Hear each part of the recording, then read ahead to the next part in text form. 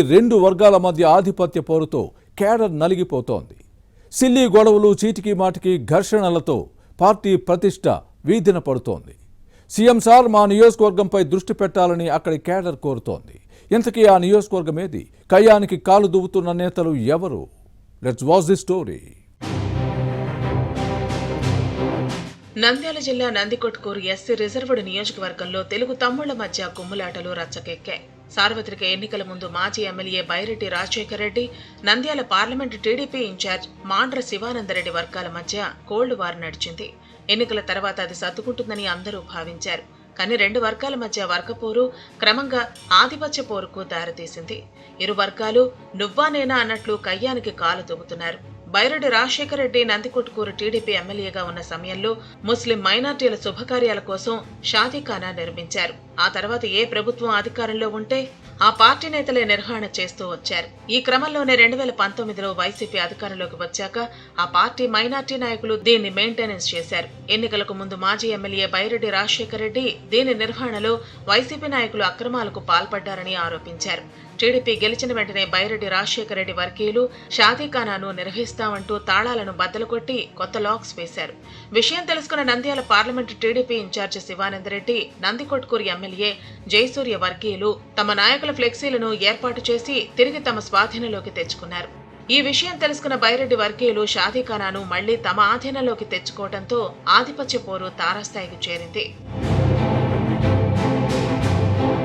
మెడతూరు మండలం పేరు సాహెబ్పేటకు చెందిన టీడీపీ కార్యకర్త మద్దిలేటి గడ్డిమందు తాగి ఆత్మహత్యాయత్నం చేసుకోవడం వివాదాస్పదంగా మారింది. మాండ్ర శివానందరెడ్డి అనుచరులు మహేష్ వేధింపులు భరించలేకే బలవన్మరణానికి యత్నించారని బాధితుడిని పరామర్శించడానికి వచ్చిన బైరెడ్డి రాజశేఖర రెడ్డికి కుటుంబ సభ్యులు చెప్పడంతో ఫైర్ అయ్యారు. మరోవైపు నందికొట్కూరులో ఓ కల్లు దుకాణం మార్పు నిర్వహణ విషయంలో మాండ్ర శివానందరెడ్డి, బైరెడ్డి రాజశేఖర రెడ్డి వర్గాలు గొడవకు దిగటం చూస్తుంటే తెలుగుదేశంలో గ్రూప్ వార్ ఏ రేంజ్ లో ఉందో అర్థం చేసుకోవచ్చు. ఈ క్రమంలోనే శాప్ మాజీ చైర్మన్ బైరెడ్డి సిద్ధార్థరెడ్డికి అత్యంత సన్నిహితుడైన మున్సిపల్ చైర్మన్ సుధాకర్ రెడ్డితో పాటు మరో 18 మంది కౌన్సిలర్లు, 2 కో-ఆప్షన్ నెంబర్లు మాజీ ఎమ్మెల్యే బైరెడ్డి రాజశేఖర రెడ్డి సమక్షంలో టీడీపీలో చేరారు.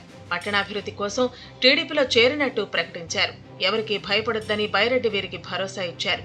ఇది తెలుసుకున్న మాండ్ర శివానందరెడ్డి అనుచరుడు నందికొట్కూరు ఎమ్మెల్యే జయసూర్య బైరెడ్డి రాజశేఖర రెడ్డిపై ఫైర్ అయ్యారు. బైరెడ్డి రాజశేఖర రెడ్డి తెలుగుదేశం కండువా కప్పుకోనప్పుడు వైసీపీ మున్సిపల్ చైర్మన్, కౌన్సిలర్లను టీడీపీలో ఎలా చేర్చుకుంటారని ప్రశ్నించడం రాజకీయ రగడకు దారితీసింది. 2019 నుంచి 2024 వరకు నందికొట్కూరు వైసీపీ ఎమ్మెల్యే ఆర్థర్, నియోజకవర్గ సమన్వయకర్త బైరెడ్డి సిద్ధార్థరెడ్డి వర్గాల మధ్య వర్గపోరు పచ్చగడ్డి వేస్తే భగ్గుమనేలా ఉండేది. ఇప్పుడు తెలుగుదేశంలోనూ ఇంచుమించు అలాంటి పరిస్థితి ఉంది. దీంతో కూటమి ప్రభుత్వం ఏర్పడిందనే సంతోషం వారిలో ఎంతో కాలం నిలవలేదు. రెండు వర్గాల మధ్య గొడవలు టీడీపీ క్యాడర్కు ఆందోళన కలిగిస్తున్నాయి. 2019 ఎన్నికల్లో టీడీపీ అధినేత చంద్రబాబు ఆదేశాల మేరకు రాజకీయ విరోధులైన బైరెడ్డి రాజశేఖర రెడ్డి, మాండ్ర శివానందరెడ్డి, గౌరవ వెంకటరెడ్డి ఏకమయ్యారు.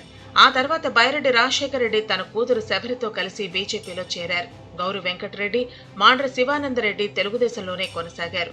2024 ఎన్నికల్లో ఎవరికీ ఇబ్బంది కలగకుండా టీడీపీ అధినేత చంద్రబాబు బైరెడ్డి శబరికి నంద్యాల ఎంపీ టికెట్ ఇచ్చారు. గౌరు చరితారెడ్డికి పాణ్యం సీటు కేటాయిస్తే మాండ్ర శివానందరెడ్డి సూచించిన జయసూర్యకు నందికొట్కూరు టికెట్ను ఇచ్చి సమన్యాయం చేశారు. ముగ్గురు గెలవడంతో టీడీపీ శ్రేణుల్లో జోష్ పెరిగింది. కానీ రెండు వర్గాల మధ్య నెలకొన్న ఆధిపత్య పోరుతో ఆందోళన నెలకొంది. ముఖ్యమంత్రి చంద్రబాబు నందికొట్కూరు నియోజకవర్గ టీడీపీ గొడవలపై ప్రత్యేక దృష్టి పెట్టి పరిస్థితిని చక్కదిద్దాలని క్యాడర్ కోరుతోంది. ఈ వ్యవహారంపై అధినాయకత్వం ఎలా స్పందిస్తుందో చూడాలి మరి.